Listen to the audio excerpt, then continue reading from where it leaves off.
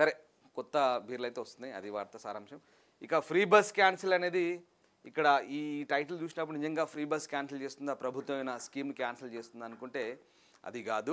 ఆర్టీసీలో సమ్మె siren మోగుతుంది. RTC కార్మికులు తమ డిమాండ్లు నెరవేర్చాలంటూ 21 రకాల డిమాండ్లతో సమ్మె నోటీస్ ఇచ్చారు యాజమాన్యానికి. జేఏసీ నేతలంతా కూడా వాళ్ళ సమస్యలు పరిష్కరించమంటూ కోరుతున్నారు. తద్వారా ఏమవుతుంది, ఇక్కడ ఏం జరుగుతుంది, ఏప్రిల్ 9 నుంచి బస్సులు బంద్ చేస్తారు. ఏప్రిల్ 9 నుంచి సమస్య పరిష్కారం కాకపోతే బస్సులు బంద్ అనే విషయం వస్తుంది. సమస్యలు ఆలోపు యాజమాన్యం పరిష్కరిస్తే అలొల్లే ఉండదు. సో సమస్యలు పరిష్కారం కాకపోతే ఏప్రిల్ 9 నుంచి బస్సులు బంద్ చేస్తామంటున్నారు. తద్వారా ఏమవుతుంది, ఫ్రీ బస్సులు క్యాన్సిల్ అంతే.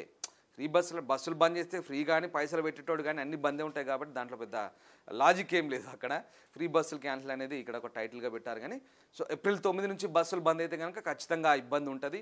బట్ ఆలోపు యాజమాన్యం వాళ్ళ డిమాండ్లు నెరవేర్చి కనుక సమస్య పరిష్కారం అయితే ఎట్లాంటి గొడవ ఉండదు. సో ఈ ఈ ఈ సమస్య ఉత్పన్నం కాదు. అక్కడ ఆర్టీసీలో ఈ సమస్య అనేది మోగుతుంది.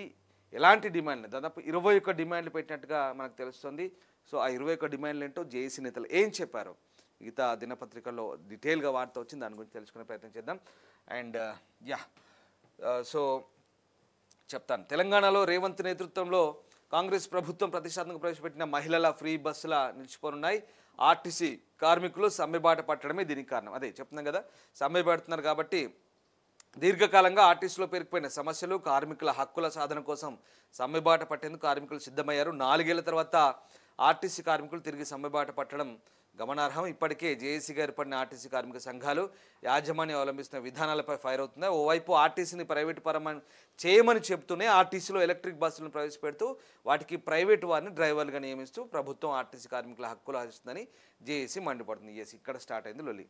సో ఆ రకంగా ఇప్పటికే ప్రైవేటు పరమైతే చేయమని చెప్తున్నారు. కానీ ఎలక్ట్రిక్ బస్సులు దగ్గర తీసుకురావడం ద్వారా ఏమవుతుంది, ఎలక్ట్రిక్ బస్సులు తీసుకురావడం ద్వారా ప్రైవేటు డ్రైవర్లను తీసుకొచ్చి తమ పొట్ట కొడుతున్నారంటూ ఆర్టీసీ పర్మనెంట్ ఎంప్లాయీస్ వీళ్ళంతా కూడా ఆవేదన చెందుతున్నారు. ఇక చాప కింద నీరులా ప్రైవేటు డ్రైవర్లను ప్రవేశపెడుతూ డ్రైవర్ల ఉద్యోగానికి ఎసరు పెట్టేలా వ్యవహరిస్తున్నారంటూ జేఏసీ ఆరోపిస్తుంది. ఇది అసలు కథ. అలాగే దీనివల్ల ఉద్యోగుల భద్రతకు ముప్పు వాటిల్లే పరిస్థితులు ఉన్నాయని చెప్తోంది. ఇక ఆర్టీసీలో సర్వీసులో ఉన్న వారి సమస్యలే కాకుండా రిటైర్ అయిన వారి సమస్యలు కూడా ఇంతవరకు తీరలేదని అంటున్నారు. అలాగే పెండింగ్లో ఉన్న బకాయిలు, పే స్కేల్స్, డిఏ బకాయిలు, చెల్లించని సిసిఎస్ బకాయిలు, ప్రభుత్వంలో విలీనం, ప్రభుత్వ ఉద్యోగులతో సమానంగా జీతాల సవరణ, యూనియన్ల ఏర్పాటు, ఇలా ఎన్నో హామీలు నోచుకోవడం లేదంటూ జేఏసీ నేతలు ఆవేదన వ్యక్తం చేస్తున్నారు.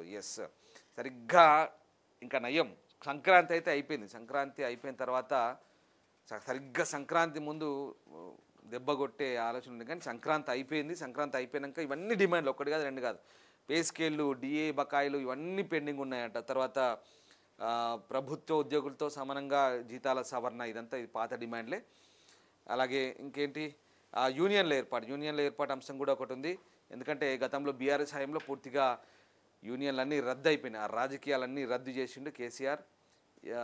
ఆర్టీసీని మొత్తం ఒక రకంగా గుప్పిట్లోకి తెచ్చుకునే ప్రయత్నం చేశారు, పూర్తిగా నిర్వీర్యం చేశారు ఆర్టీసీని అని చెప్పి విమర్శలు పెద్ద ఎత్తున వచ్చాయి. ఇప్పుడు మళ్ళీ వాటన్నిటిని పునరుద్ధరించాలి అనే ఒక డిమాండ్ అయితే ఆర్టీసీ కార్మికులు చేస్తున్నారు. మళ్ళీ జేఏసీగా ఏర్పడి, ఇప్పటికే జేఏసీ ఉంది, జేఏసీగా ఏర్పడి ముఖ్యంగా ఈ ఉద్యోగ సమస్యలు, డ్రైవర్ల సమస్యలు, అలాగే డిఏలు, తర్వాత ఇప్పుడు ఉన్న వాళ్ళే కాదు రిటైర్ అయిన వాళ్ళ సమస్యలు కూడా ముందుకు పెడుతున్నారు. ఇక అన్నీ ఏమో లొల్లి అంటారు కదా, సో అన్నీ కలిపి తీసుకొస్తున్నారు.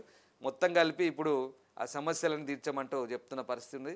చూడాలి మరి ఈ డిమాండ్లు నిజంగా యాజమాన్యం పరిష్కరించదగ్గ డిమాండ్లేనా, యాజమాన్యం చేతిలో సాధ్యమయ్యే పనేనా? సాధ్యమైతే కనుక డిమాండ్ల పరిష్కారానికి వెంటనే ఆమోదం తెలుపుతారు. లేదంటే కనుక మనకు తెలిసిందే, ఇది రొటీన్. ఆర్టీసీ కార్మికులతో ఆర్టీసీ చర్చలు, కొనసాగుతున్న చర్చలు కొనసాగుతూనే ఉంటుంది. ఇక ఒకవేళ 9 తారీఖు కనుక బస్సులు బంద్ అయితే ఇక లొల్లి షురు కొనసాగుతూనే ఉంటాయి. వాళ్ళు పిలుస్తారు, వాళ్ళని పిలిపిస్తారు, కూర్చుంటారు జేఏసీ నేతలతో ఆర్టీసీ చర్చలు. మళ్ళీ మీడియా వాళ్ళంతా పోయి అక్కడ కాసుకొని కూర్చుంటారు. ఇలా రోజులు సరిపడి నిజంగా మళ్ళీ ఆ పరిస్థితులు వస్తాయా? బస్సులు బంద్ అయితే ఏం కథ ఎట్లుంటుంది అనేది ఒకసారి ఊహించుకోండి. బస్సులు ప్రజా రవాణా వ్యవస్థ ముఖ్యంగా తెలంగాణలో, తెలుగు రాష్ట్రాల్లో, తెలంగాణలో కాదు చాలామంది డిపెండ్ అయి ఉంటారు. ప్రజా రవాణా వ్యవస్థ అయినటువంటి మన ఆర్టీసీ మీద డిపెండ్ అయిన వాళ్ళు చాలామంది. ఇప్పుడంటే సరే మెట్రో వచ్చింది ఆల్టర్నేటివ్గా హైదరాబాద్ సిటీలో, అది వేరే విషయం. కొంతమంది చాలామంది మెట్రోకి వెళ్తున్నారు. కానీ బస్ పాసులు తీసుకొని బస్సుల్లో వెళ్ళేవారు లేదా నిత్యం ఉద్యోగాలకు వెళ్ళే కావచ్చు, నిత్యావసరాలకు ప్రయాణాలు చేసే వాళ్ళు కావచ్చు, లేదంటే హైదరాబాద్ రాజధాని నుంచి జిల్లాలకు ఒక్కటని కాదు, ఊళ్ళల్లో స్కూళ్ళకు పోయటం ఇవన్నీ ఇబ్బంది అవుతుంది. ఒక్కటని కాదు, మ్యాక్సిమం డిపెండెంట్ అయి ఉన్నారు ఇప్పటికి కూడా.